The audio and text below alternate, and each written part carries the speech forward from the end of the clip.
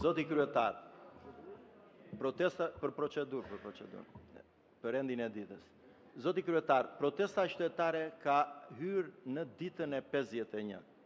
Është një protestë masive qytetare paqësore, është një protestë me kërkesa të forta, kërkesa të drejta, kërkesa që në rast parë meritojnë vëmendjen e institucioneve të Shqipërisë, meritojnë vëmendjen e qeverisë dhe më kryesore meritojnë vëmendjen tonë. Vëmendjen tonë si kuvend, vëmendje institucionale.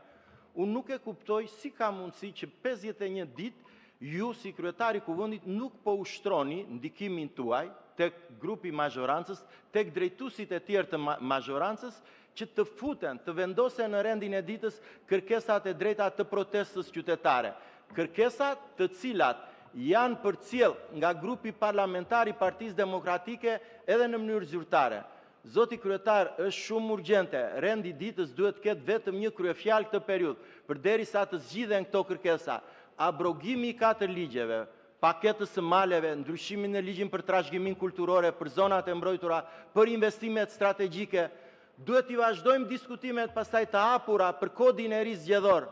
Sipas kërkesave qytetare, duhet të vazhdojmë diskutimet dhe për ndarjen territoriale, sipas kërkesave të qytetarëve. Zoti kryetar, populli është në shesh, është në protest dhe në rast se ne si deputet quhemi në bazë të kushtetutës që jemi përfaqësues të popullit, këto kërkesa kemi detyrime të diskutojmë. Këto kërkesa duhen futur me urgjencë në rendin e ditës dhe të vazhdojmë të diskutojmë pa pushim.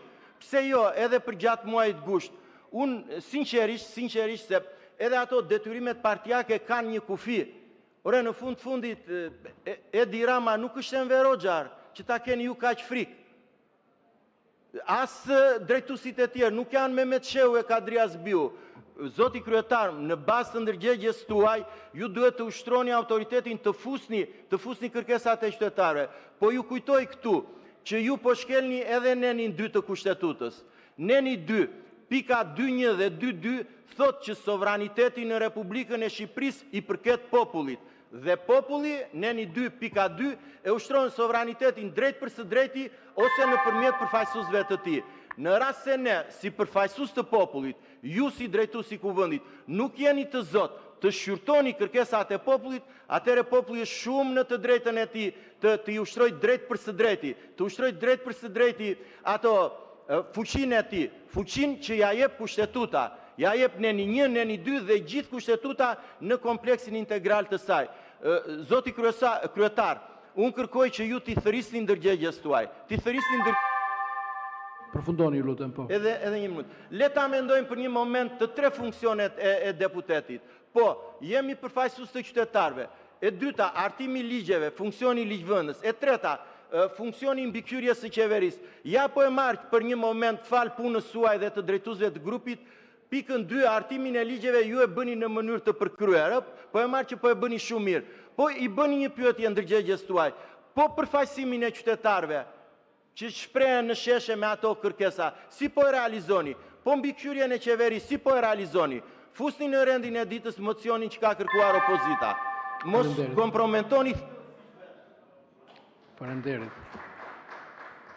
Zoti Leckaj, unë nuk mund të fus në rendin e ditës sipas dëshirës apo emocioneve apo thirrjeve politike nga një deputet shumë i nderuar në foltore. Ka një procedurë, të lutem, ta mbaroj fjalën, mund ta kem dhe gabim. Mund ta kem gabim, por unë kështu veproj, me një libër quhet Rregulloria e Kuvendit të Shqipërisë. Sipas rregullores dhe kushtetutës ka një procedurë se si shqyrtohet një projekt ligj, si hartohet, si përcillet, si propozohet, kush e fut në rendin e ditës, si shkon në komisione e tjera. Unë nuk kam asnjë mundësi që për emocionin e një deputeti ta kënaq duke futur me një tagër që nuk e kam një pikë në rendin e ditës. Megjithatë, kjo është shumë gjenerike, sepse e vërteta është që të gjitha projekt ligjet që ju përmendni këtu dhe që janë propozuar nga grupi i parlamentar i Partisë Demokratike dhe që lidhen me çështjet që ju përmendët, janë përfshirë në kalendar dhe komisionet janë të lira, nuk i pengon askush, madje rregulloria i jep gjithë hapësirën, ti shqyrtojnë, ti miratojnë dhe ti fusim e njerë në seancë. Kjo vepron në mënyrë automatike, nuk është një çështje që varet nga vullneti i kryetarit të kuvendit. Nëse doni ta thoni për konsum të atyre që nuk e din rregulloren, në të drejtën e vet, kjo është një gjë tjetër.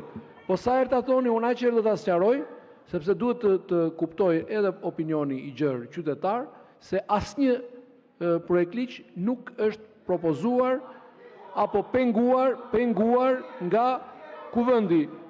Ndiqni rrugën institucionale dhe patjetër ti shqyrtojmë në seancë. Seanca vendos me vot, nuk ka asnjë hapësirë tjetër për të vendosur me vullnetin e kryetarit të kuvendit apo të një deputeti. Shumë faleminderit. Zoti Sali Berisha, për procedurë, ju lutem qëndrojeni procedurës. Sepse nuk mund të vi me kërkesë të një deputeti, vjen sipas rregullores. E keni në kalendar sapo